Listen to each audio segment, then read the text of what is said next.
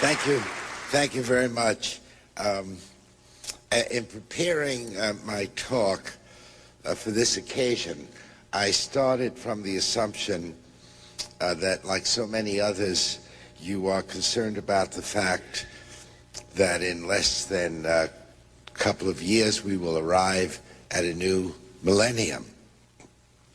In addition to our computers, which are close to having a nervous breakdown in anticipation of the year 2000, there's a great deal of frantic talk about the 21st century and how it will pose for us unique problems of which we know very little, but for which nonetheless we are supposed to carefully prepare.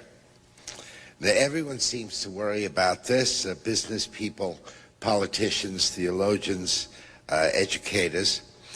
So if you'll not think me patronizing, I should like to begin by putting your minds at ease. I doubt that the 21st century will pose problems for us that are more stunning, disorienting, or complex than those we faced in this century, or the 19th, or the 18th, or the 17th, or for that matter, many of the centuries before that. But if there's anyone here who is excessively nervous about the new millennium, I can give you right at the start some good advice about how to confront it. And the advice comes from people whom we can trust and whose thoughtfulness, it's safe to say, exceeds that of President Clinton, Newt Gingrich, or even Bill Gates. Here's what Henry David Thoreau said: "All our inventions are but improved means to an unimproved end."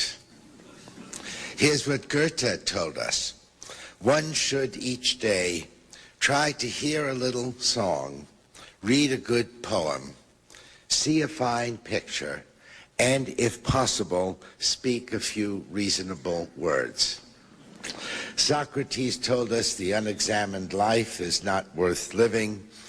Rabbi Hillel said, "What is hateful to thee, do not do to another." And here is the prophet Micah: "What does the Lord require of thee but to do justly, to love mercy, and to walk humbly with thy God?" And I could tell you, if we had the time, although you know it well enough, what Confucius, Isaiah, Jesus, Mohammed, the Buddha, Spinoza, and Shakespeare told us. It's all the same. There's no escaping from ourselves. The human dilemma is as it has always been, and it is a delusion to believe that the technological changes of our era have rendered irrelevant the wisdom of the ages and the sages.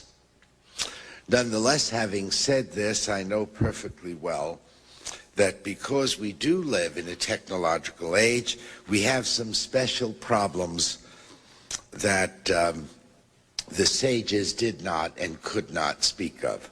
For example, all of us are aware that last year, scientists in Scotland successfully cloned a sheep.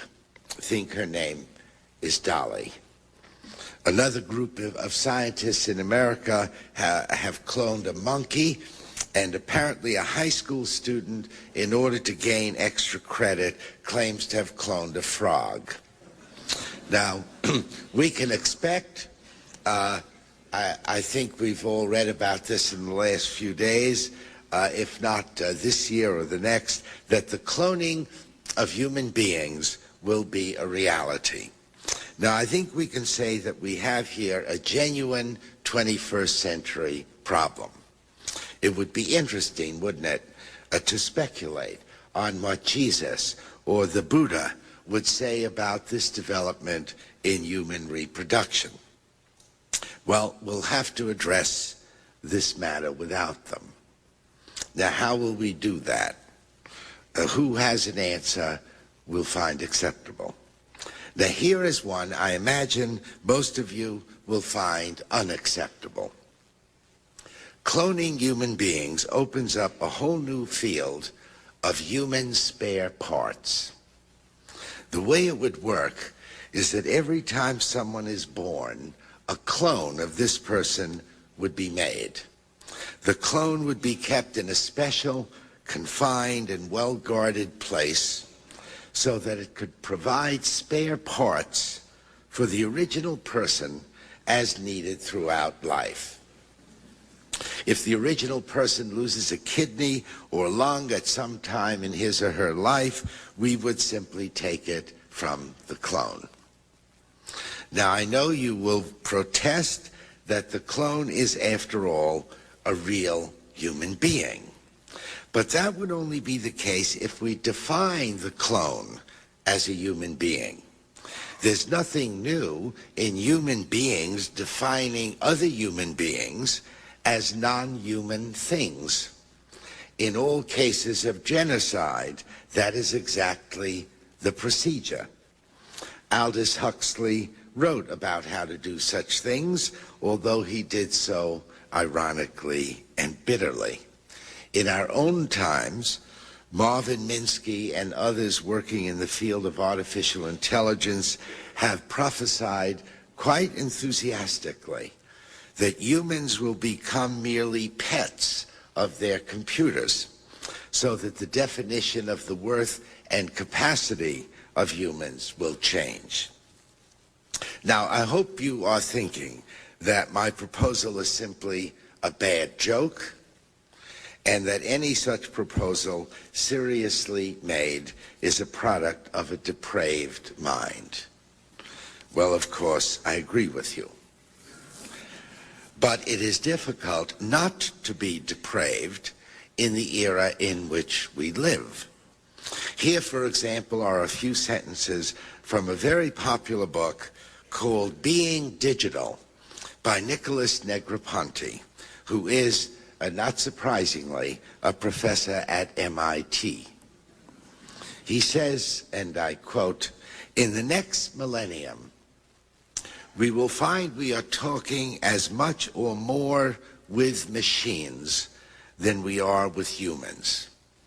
What seems to trouble people most," he says, "is their self-consciousness about talking to inanimate objects." Now, Negroponte envisions a time when we may speak to a doorknob or a toaster, and he predicts that when we do, we will find the experience no more uncomfortable than talking to a telephone answering machine. He has nothing to say about how we may become different by talking to doorknobs, as we already have become different by talking to telephone answering machines. Negroponte is concerned only that we adapt to our technological future. He nowhere addresses the psychic or social meaning of adaptation. People are quite capable of adapting to all sorts of things. Soldiers adapt themselves to killing. Children adapt themselves to being fatherless. Women can adapt themselves to being abused. I have no doubt that we can adapt ourselves to talking much more to machines than to people. We may even come to prefer it. But adaptation ought not to be equated with sanity. We may even come to prefer it. But adaptation ought not to be equated with sanity. It is possible to have a nation of adapters who are quite insane. Anyone who has lived in this century can hardly deny that. Now, it's not my intention this afternoon to give a Cassandra-like presentation. I know you'll be pleased to know this. In fact, quite the opposite. My talk wishes to address the question of how to remain sane in a furious, speeded up technological society. And the way I hope to do it is to provide you with 6 questions, the answers to which can provide insights into the way technology intrudes itself into a culture. As I see them, the questions can be applied at 2 different levels and in 2 different ways. One can ask them about one's own life in relation to technology, and one can also ask them in relation to the general society. That is to say, the questions can have a political dimension. Now, when I'm done, if we have time, I would be happy to tell you, if you wish, how I have applied these questions to my own life, and you might be interested to know, since, as you can tell, I'm an eminently sane person. Now to my questions. Question 1 needs to be addressed when anyone tells us about a new technology. For example, interactive television, virtual reality, high-definition TV, the information superhighway, or whatever. The question is this: what is the problem to which this technology is a solution? Now, this question needs to be asked because there are technologies that are not solutions to any problem that a normal person would regard as significant. Although Vice President Al Gore is certainly a normal person, I am skeptical of the reasons even he gives for us spending billions of dollars to create an information superhighway. He says repeatedly that the highway will provide each of us with access to 500 or perhaps even 1,000 television stations. I am therefore obliged to ask, is this a problem most of us yearn to have solved? Indeed, need to have solved? Do we believe that having access to 40 or 50 stations, as we now do, is inadequate, and that we cannot achieve a fulfilled life unless we have 1,000 stations to choose from? What exactly is the problem to be solved here? Well, whatever it is, we are entitled to ask about it and even to be skeptical about it. A good example, by the way, of when such skepticism was helpfully applied concerns a question raised some years ago, a political question, as it turned out, as to whether or not the United States government should subsidize the manufacture of a supersonic jet. Both the British and French had already built SSTs, and a serious debate ensued in the halls of Congress and elsewhere as to whether or not we should have one of our own. And so the question was asked: what is the problem to which the supersonic jet is the solution? The answer, it turns out, was that it takes 6 hours to go from New York to LA in a 747. In a supersonic jet, it can be done in 3.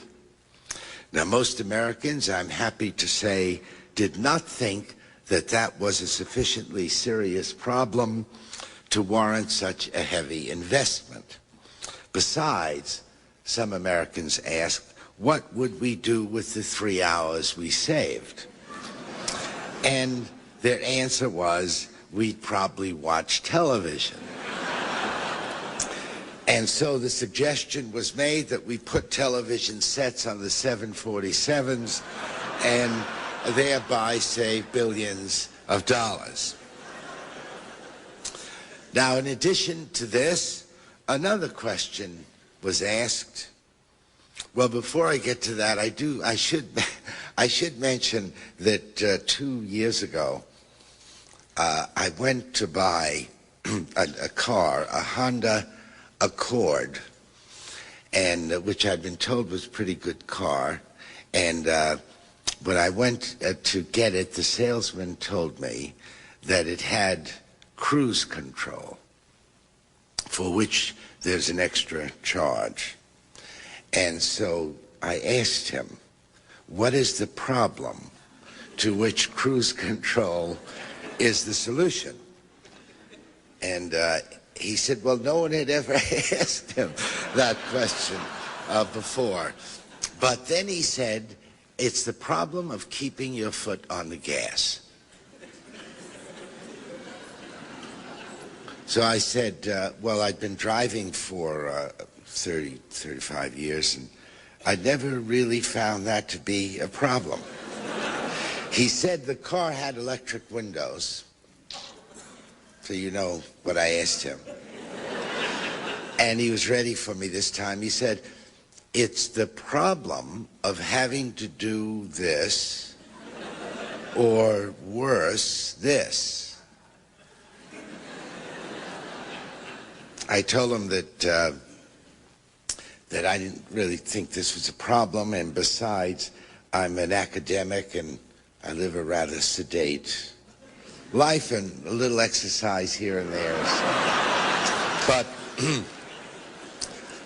I bought the Honda Accord with cruise control, with electric windows, because you cannot get that car without those things, which is worth just keeping in mind, because many people will say new technologies always increase our options. And of course, very often they do. But they just as frequently decrease our options, and we have to keep that in mind when we think about new technologies. Now, here's another question that I think we need to ask as a follow-up to the first one. After one has answered the question, what is the problem to which a particular technology is the solution, I think one must ask, whose problem is it?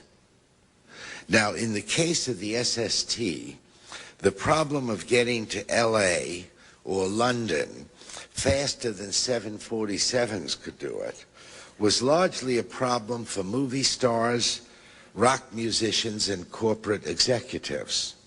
Hardly a problem that most Americans would regard as worth solving if it would cost them a lot of money. But this question, whose problem is it, needs to be applied to any technology. Most technologies do solve some problem, but the problem may not be everybody's problem or even most people's problem. We need to be very careful in determining who will benefit from a technology and who will pay for it. They are not always the same people. But let's say we have found a technological solution to a problem most people do have. We now come to a third question. It's this: suppose we solve this problem and solve it decisively. What new problems might be created because we have solved the problem? Now, the automobile solved some very important problems for most people, but in doing so has poisoned our air, has choked our cities with traffic, and has contributed toward the destruction of some of the beauty of our natural landscape. Antibiotics have certainly solved some significant problems for almost all people, but in doing so have resulted in the weakening of what we call our immune systems. Television has solved several important problems, but in solving them has changed the nature of political discourse, has led to a serious decline in literacy, and has even made the traditional process of socializing children difficult, if not impossible. Now, it's doubtful that you could think of any single technology that did not generate new problems as a result of its having solved an old problem. Of course, it's sometimes very difficult to know what new problems will arise as a result of a technological solution. Benedictine monks invented the mechanical clock in the 13th century in order to be more precise in performing their canonical prayers, which they needed to do 7 times a day. Had they known that the mechanical clock would eventually be used by merchants as a means of establishing a standardized workday and then a standardized product, that is, that the clock would be used as an instrument for making money instead of serving God, the monks might have decided that their sundials were quite sufficient. Had Gutenberg foreseen that his printing press with movable type would lead to the breakup of the Holy Roman See, he surely would have used his old wine press to make wine and not books.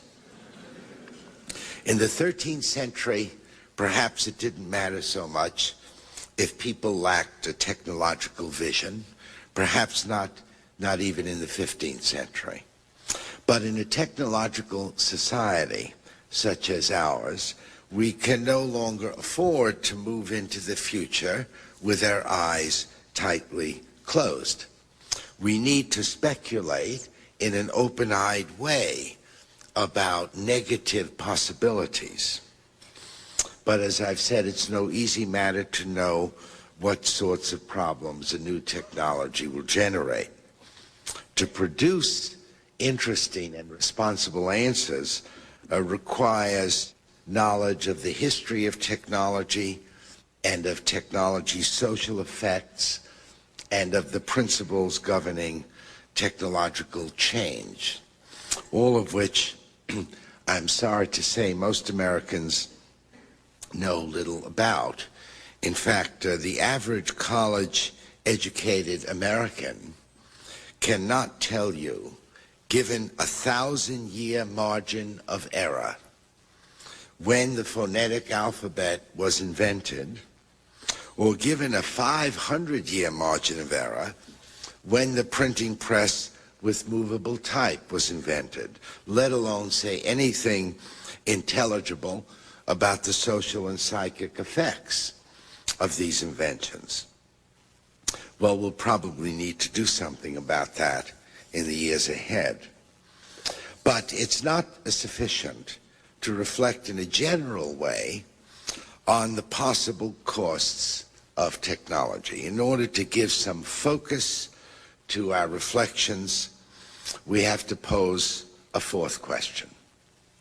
It's this: which people and what institutions might be most seriously harmed by a technological solution? Now, this was the question, by the way, that gave rise to the Luddite movement in England during the years 1811 to 1818. The people we call Luddites were skilled manual workers in the garment industry at the time when mechanization was taking command and the factory system was being put into place.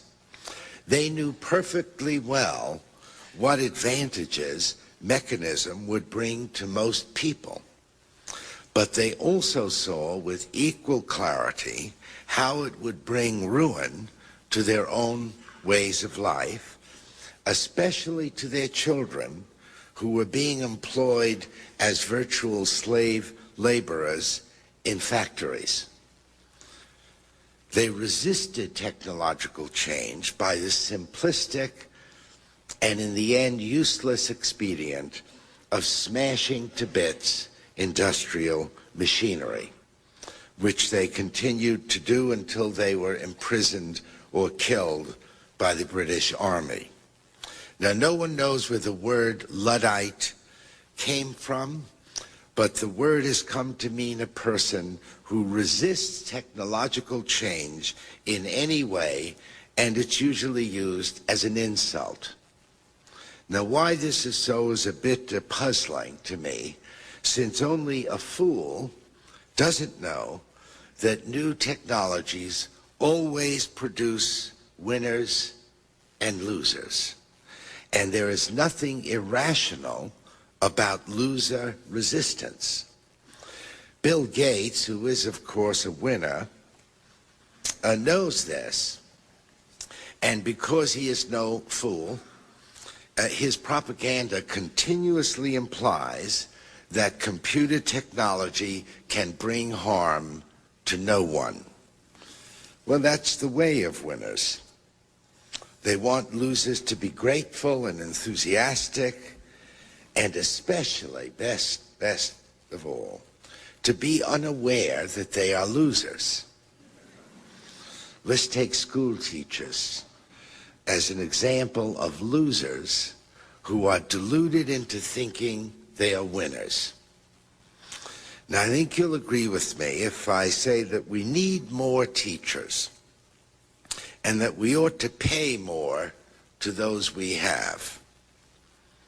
I think you could hardly disagree that school boards are resistant to hiring more teachers and to paying them more, and that they complain continuously about a shortage of funds.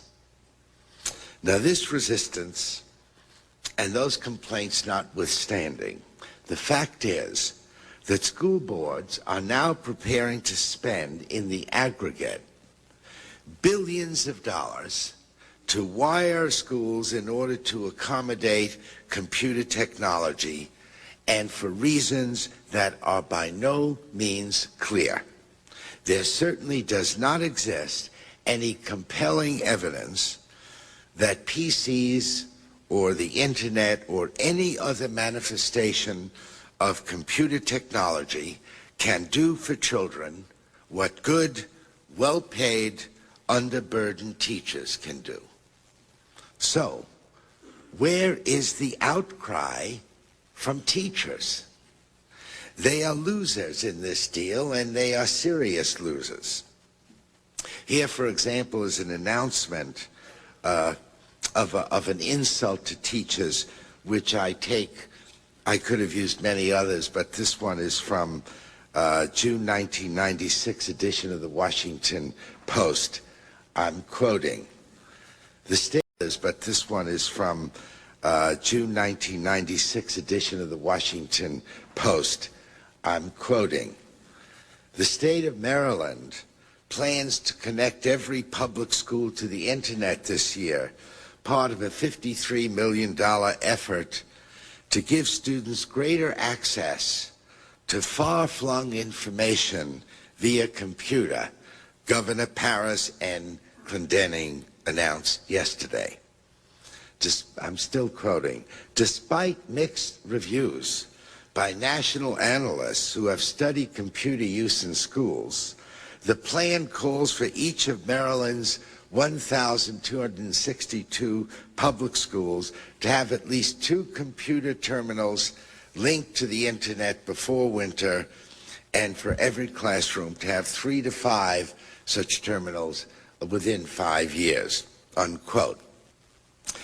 Governor Clendening, by the way, calls this a bold and big initiative and expects tens of millions of additional dollars to be donated by private enterprise, so that the total expenditure will be close for this 1 year to be close to $100 million. Here is his justification, and again, I quote, "Accessing information is the first vital step in understanding and ultimately improving the world we live in," unquote. Now, let's put aside the fact that at best this is a problematic claim and at worst nonsense. Let's also put aside the fact that even if the governor's claim is true, American students already have an oversupply of sources of information and do not require a multi-million-dollar investment to be well-informed citizens. Putting all that aside, will you agree with me that the following hypothetical statement, which I'm making up, would be happier news and more rational for both teachers and students? Quote, I'm quoting my own statement. The state of Maryland intends to spend $100 million to increase the number of teachers in the state, to pay those we have more, and to reduce teaching loads. Governor Clendening said, this is a vital step toward assuring that our students will be given a more attentive, wholesome, and creative education, unquote. Now, I should think most teachers would support such an investment, but we hear very little from them on this score.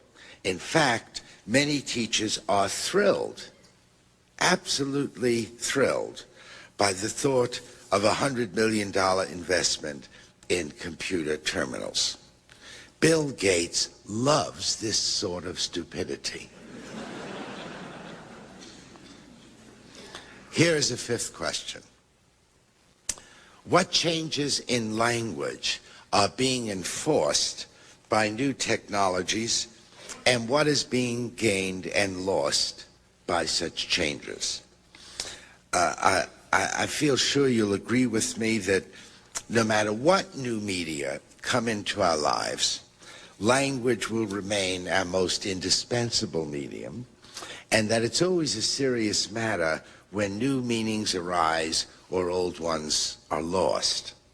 Think, for example, of how the words community and conversation are now employed by those who use the internet.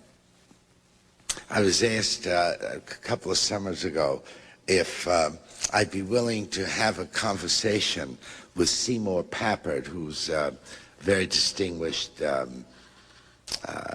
technophile up at MIT, and he's written some good books about it. And I said, sure, I'd be happy. When will he be in New York? The guy said, well, he's not coming to New York.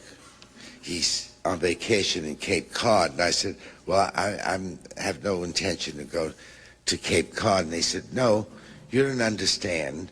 You will do this through email. So I said, this is not a conversation. Email is two guys typing messages to each other. Don't you agree? I mean, two guys typing messages to each other doesn't have anything about it that is similar to a conversation, or at least very little about it. So I said I would do it, but they dare not call it a conversation.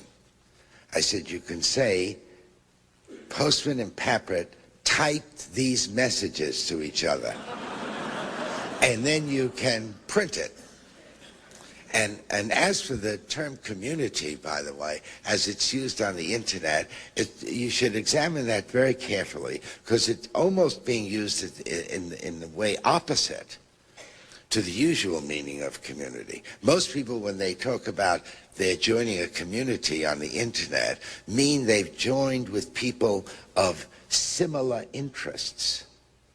Now, the more traditional meaning of the word community seems to me that these are people who do not necessarily have the same interests, but who must negotiate and accommodate their differences for the sake of social harmony. So it's almost the opposite meaning. Think of how we've changed the meaning of political debate. I mean, perhaps the most interesting change. If you used Lincoln and Douglas debates as your example, You know that not untypically, Lincoln would speak for 3 hours, Douglas for 3, Lincoln would have an hour for rebuttal. Then they'd go to Springfield or Ottawa, and it'd be the other way around. Douglas for 3, Lincoln for 3, and then Douglas with an hour for rebuttal. Our version is Barbara Walters says, this question is for you, Senator Dole, after which the President Clinton, will have 2 minutes to rebut. What do you think is the cause of the problem in the Middle East, and how will we solve it? Now, the laugh is on us, because we say to each other next morning, did you see the debate last night? We have to think of how new technologies change meanings of words, like participatory democracy. Not long ago, I reviewed a book called The Electronic Republic, and the author argued that the new technologies will make representative democracy obsolete because they'll make it possible to have instant plebiscites on every issue.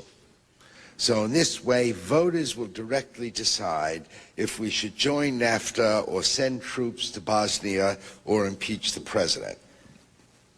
The Senate and the House will be largely unnecessary.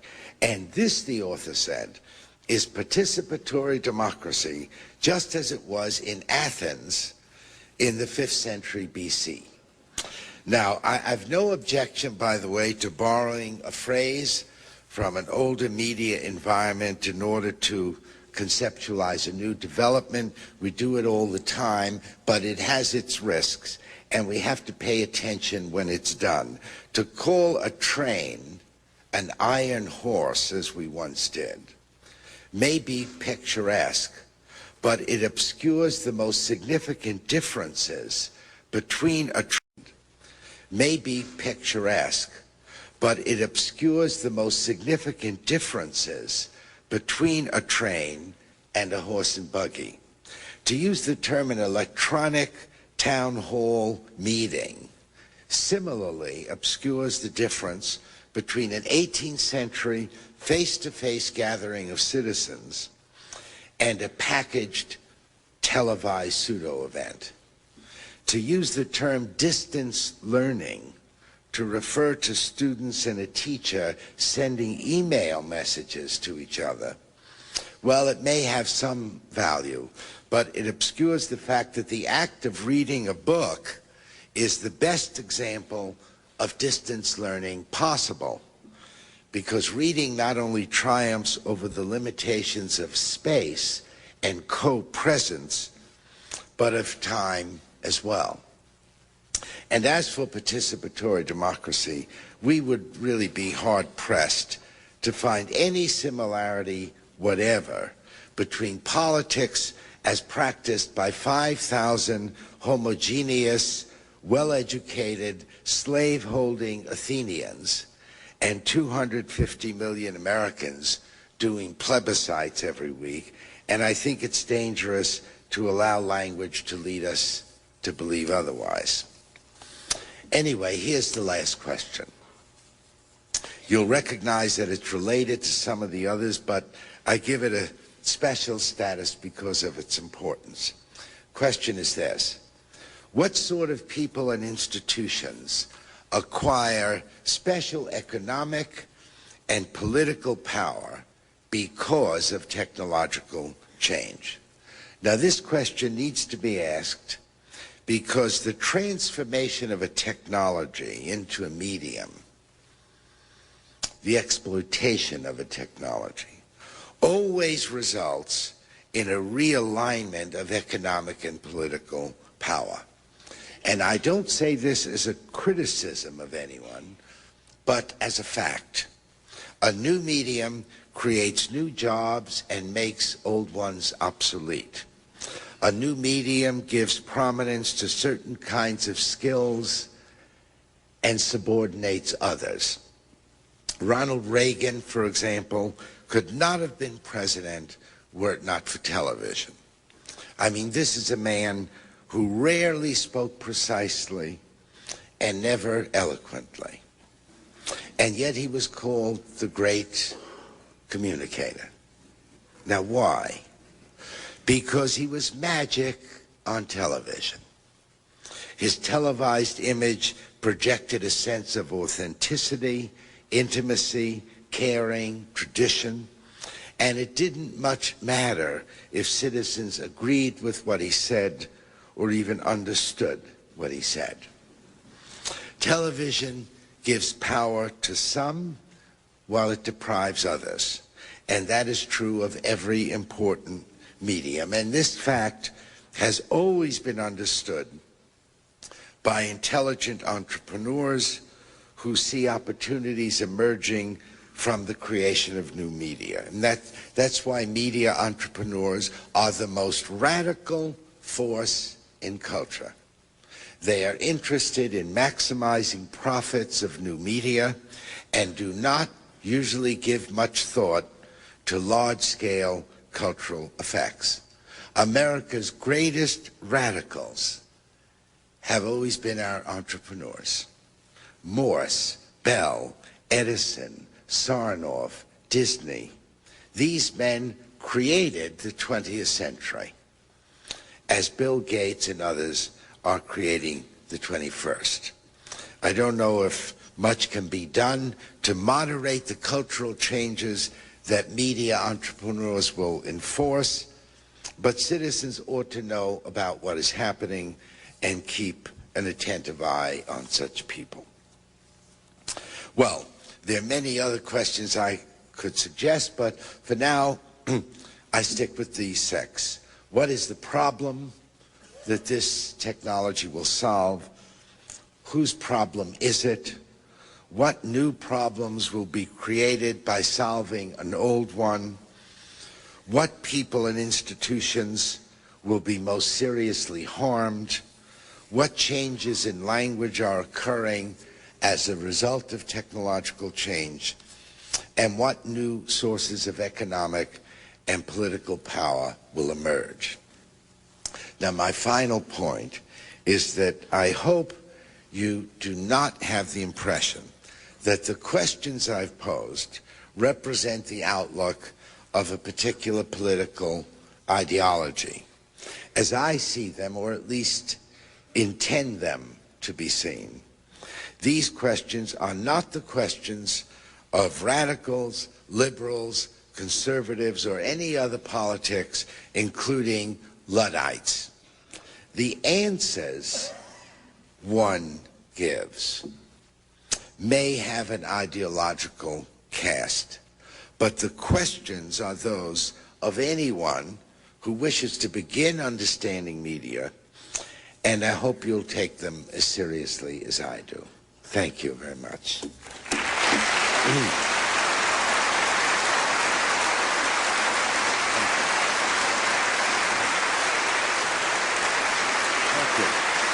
Thank you.